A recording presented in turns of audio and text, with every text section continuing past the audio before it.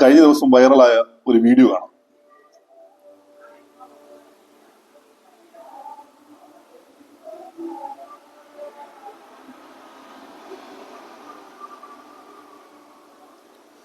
ഇത് രാജ്യത്തെ പ്രധാനപ്പെട്ട സോഷ്യൽ മീഡിയ ഹാൻഡിലുകൾ കഴിഞ്ഞ കുറെ ദിവസങ്ങളായി വ്യാപകമായി ഷെയർ ചെയ്തുകൊണ്ടിരിക്കുന്ന ഒരു വീഡിയോ ആണ്. ഈ സംഭവം നടക്കുന്നത് കോഴിക്കോട് ജില്ലയിലെ എരഞ്ഞിപ്പാലം എന്ന സ്ഥലത്താണ്. അവിടെ എരഞ്ഞിപ്പാലത്ത് ട്രാഫിക് സിഗ്നൽ മറികടന്നുകൊണ്ട് ഒരാൾ ഫുട്പാത്തിലൂടെ വാഹനം ഓടിച്ചു പോകുമ്പോൾ ആ ഫുട്പാത്തിലൂടെ നടന്നു വന്ന കോച്ചേരി വീട്ടിൽ 73 വയസ്സുകാരിയായ പ്രഭാവതി അമ്മ എന്ന സ്ത്രീ ഈ വാഹനത്തെ കൈകാണിച്ച് തടഞ്ഞു നിർത്തുകയും തിരിച്ച് ഈ വാഹനത്തെ ട്രാഫിക് സിഗ്നലിലേക്ക് തന്നെ തിരിച്ച് വീണ്ടും ഇറക്കി വിടുകയും അയാൾ വാഹനം ഓടിച്ചു പോവുകയും ചെയ്യുന്ന ഒരു വീഡിയോ ആണ്.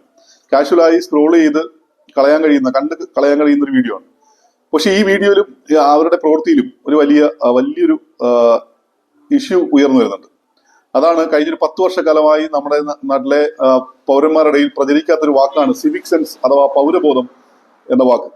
ഓരോ വ്യക്തികൾക്കും രാജ്യവും ഭരണഘടന നൽകുന്ന അവകാശം സംബന്ധിച്ച് ചർച്ചയില്ല, സംവാദങ്ങളില്ല, പൗരന്മാർക്ക് അതിനെ സംബന്ധിച്ച് ബോധ്യമില്ല.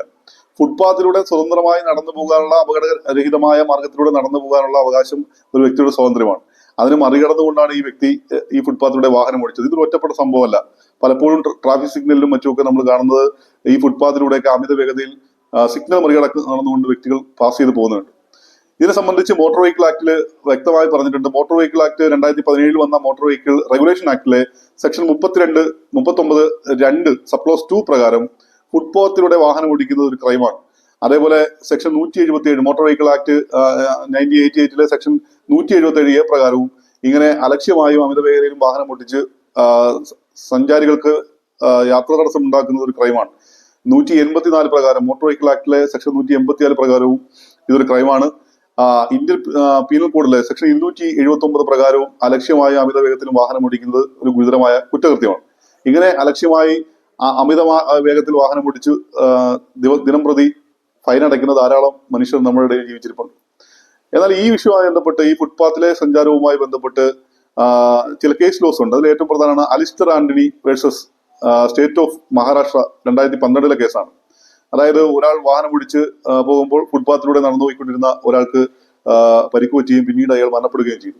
എന്നാൽ ഇത് ഇന്ത്യൻ ശിക്ഷാ നിയമത്തിലെ ഇന്ത്യൻ പീനൽ കോഡിലെ സെക്ഷൻ 304A പ്രകാരം മനഃപൂർവ്വമല്ലാത്ത നരഹത്യയാണ് എന്ന പേരിലാണ് കേസ് എടുത്തത്. എന്നാൽ ഇതിനെ ചോദ്യം ചെയ്തുകൊണ്ട് കോടതികൾ ഇതന്നായ റോഡിലൂടെ നടന്നുപോയ ആളിനെ കൊണ്ടുവച്ച് ഇടിച്ചത് മനഃപൂർവ്വമല്ലാത്ത നരഹത്യയല്ലെന്നും അത് കൊലപാതക കുറ്റമാണെന്നും ഈ 2012 വന്ന Alistair Antony versus state of Maharashtra കേസിൽ ബഹുമാനപ്പെട്ട സുപ്രീം കോടതി അഭിപ്രായം രേഖപ്പെടുത്തുകയുണ്ടായി. അതിനുശേഷം ഇപ്പോ ഈ റീസെന്റായി S Rajasekharan versus union of India കേസിൽ വളരെ വലിയ ചർച്ചയുണ്ടാകുന്ന സംഭവമാണ്. അതായത് പൗരന്മാർ റോഡിന്റെ സൈഡിലൂടെ നടന്നു പോകാൻ സാധ്യമല്ലാത്ത സാഹചര്യമുള്ള നിർമ്മാണ പ്രവർത്തനങ്ങളുടെ ഭാഗമായിട്ടാണ് വ്യക്തികൾ സ്വാഭാവികമായി റോഡിലേക്ക് ഇറങ്ങി നടക്കുന്നത്. അതുമായി ബന്ധപ്പെട്ടുണ്ടാകുന്ന അപകടങ്ങൾക്ക് റോഡ് നിർമ്മിക്കുമ്പോൾ നടപ്പാത കൂടി ഉണ്ടാകണം എന്നതിനെ സംബന്ധിച്ച് വ്യക്തമായ നിർദ്ദേശം നൽകിയ കേസാണ് S Rajasekharan versus union of India case. അപ്പോൾ കോച്ചേരി വീട്ടിൽ പ്രഭാവതി അമ്മ എന്ന അമ്മ ഉയർത്തിവിട്ട ഈ ചോദ്യം, സിവിക് സെൻസ് എന്ന ഈ ചോദ്യം ഇത്ര നിസ്സാരമായി കാണാൻ കഴിയുന്ന ഒന്നല്ല.